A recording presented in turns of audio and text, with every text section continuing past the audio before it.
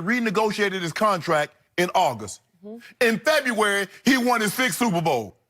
Now, with Lane Johnson, they ripped Lane Johnson when he said they seem robotic. They're not having fun. They're winning, but they're not having fun. Tom Brady and a lot of other Patriots, winning is fun.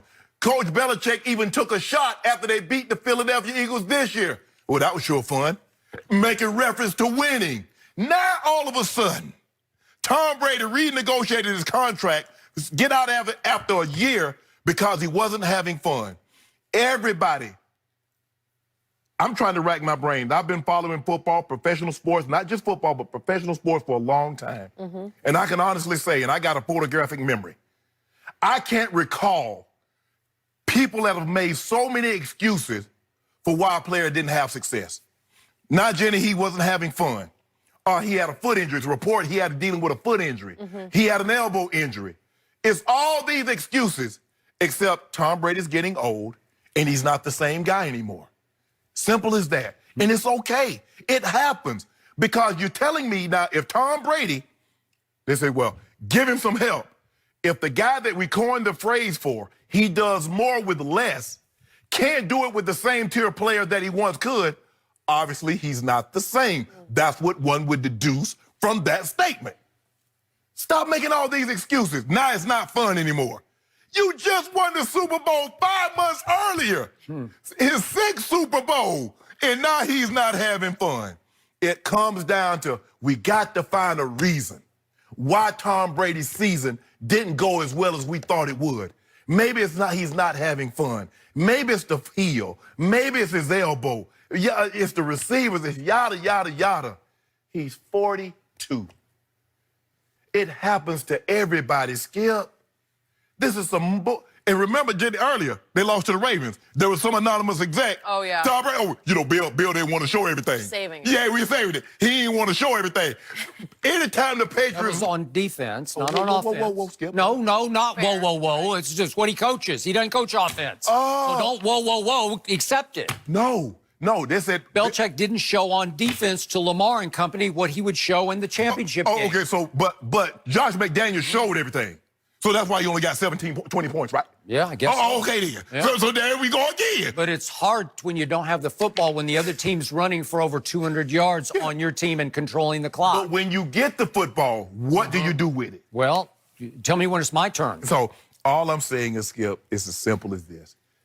Tom had a disappointing season. It happens. He's not the same Tom Brady. That doesn't mean he's not a good player, but he's not the Tom Brady that we all know and love. And it happens to everybody.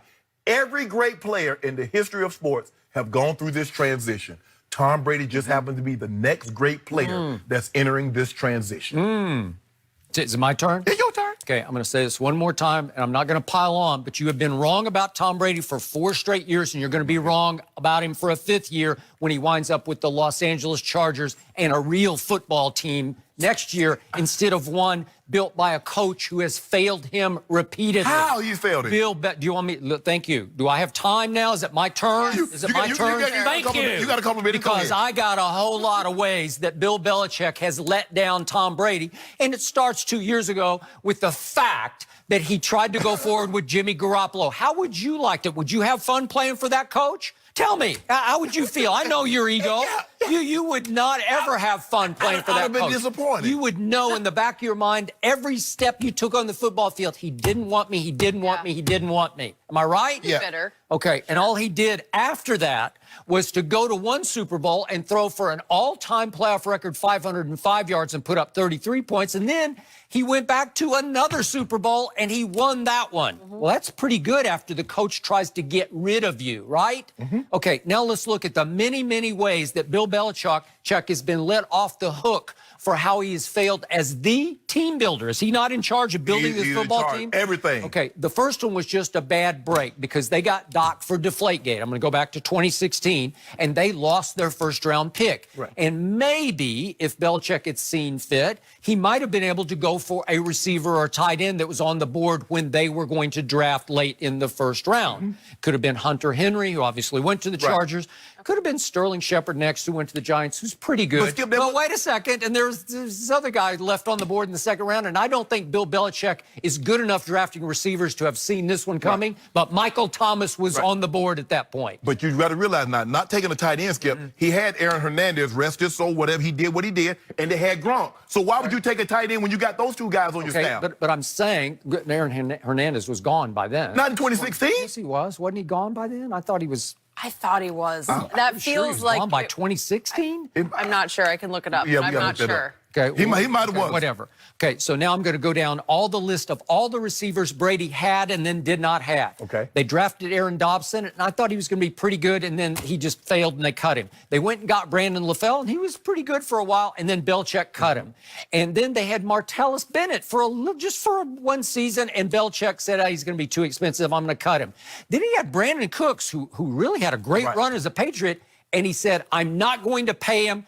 I'm going to take a first-rounder for him and send him to Los Angeles, right? Right. Then he did draft Malcolm Mitchell in the second round, who had one big flash in that Super Bowl comeback against Atlanta. He caught 6 balls for 70 yards, and he got hurt, had a bad knee injury, and was completely gone for his career.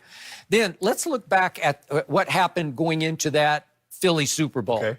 They had Rob Gronkowski, but they had Edelman, Amendola, and Hogan. Right. And then they had Brandon Cooks, who got hurt in that Super Bowl, but he was still there. Right. And they also had little Deion Lewis on top of James White, on top of Rex Burkhead. That's pretty good, right? Right. And then they had James Devlin at fullback, who had made the Pro Bowl, and he got hurt this year and was not there the whole year. Right. So that's when Tom Brady was at his greatest, because he threw for an all-time playoff record, 505, with that receiving core, because that's a good one, with Gronk leading the charge, right? Yes. Okay, so then what happened? Danny Amendola becomes a free agent. Belichick won't pay him, just says go. Well, go. Skip, you know he wasn't going to pay him, Skip, because he had already taken a pay cut 2 years in a row just to stay. Okay, I'm just saying, he's doing this to Tom Brady. You think Brady loved it that he let Danny go? It's Tom Brady's fault because he took Skip. He took less than market value. That should mean you get to keep Danny Amendola. No, he won't do it. So you had Edelman, Amendola, and Chris Hogan. And as soon as Chris Hogan hits free agency, no, I'm not going to pay him. Yes. Okay, so your little three, I'm not going to call them big three because they're like little three, the 3 little white guys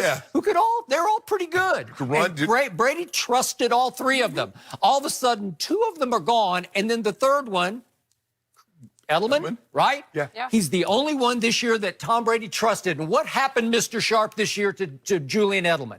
He got beat all to hell, and he led the NFL in drops. So your primary target, the only one you were trust of all the wide receivers, you can't trust him either because he's going to lead the league in drops, and he had a crucial drop late in the game against Tennessee on Saturday night. Then let's continue, shall we? How about Nick Chubb? He's on the board, and Belichick says, no, I'm going to take his teammate. I'm going to take Sony Michel. I think Nick Chubb's better. I'm sorry, Belichick. You look pretty bad on that one. And then you take N'Keal Harry, and again, I'm not going to be a hypocrite on this because I really like N'Keal Harry, and I applauded Bill Belichick for taking the first receiver in the first round he's ever taken in New England. Right. But wait a second, then A.J. Brown went to Tennessee. Is he good? Is he better than N'Keal Harry? Sure looks like it. How about Debo out in San Francisco? Does he look better? Yes, he does. How about DK Metcalf? How about him? Woo. Yeah, he looks good. And then how about Terry McLaurin? Every time I turned on the Redskins game, he was unstoppable, right? Because he can fly. But Skip, you make it seem like Coach Belichick is not drafting receivers. He's just drafting the wrong receivers. But he's trying to get him some help, Skip. If you look at it, he took N'Keal Harry. He took Mohamed Sanu. Skip, it's not like he's sitting on his hands like, I'm not getting anybody. But you're taking the wrong one. And I'm going to give all of them high marks. They all said, give us Antonio Brown. Right. And for one game, he caught 4 balls for 56 yards and a touchdown against Miami. Right. Miami, it was 43-0. What a turnaround that was. That was AB in that game, and then the last game of the year, they lose at home to Miami, which ended the season. They got 2 pick sixes. Collins had a pick 6, and Gilmore had a pick 6. They did. Okay. So then you have a chance. You could go get Emmanuel Sanders. Is he playing pretty well for San Francisco? And he got Mohamed Sanu. He's a bust. It was a swing and a miss. I said it. You said it. I don't know why you wouldn't get Emmanuel over Sanu. Emmanuel can still play. Emmanuel is still explosive. That made no sense to me. Now, Greg, I think Mohamed Sanu is a couple years younger, so maybe that was. Plus, he's a Rutgers guy, and he was a possession receiver. I don't care about that. You better get some Skip. You got enough possession guys. Okay. You better get somebody that's explosive to get out the and field. then Jacob Hollister, of all those unknown tight ends, he was pretty good because he's catching a lot of balls for Russell Wilson. He's like become a clutch go-to guy, right? Belichick traded him. Why? I don't know. For a 7th round pick, you traded him away. Could he have helped his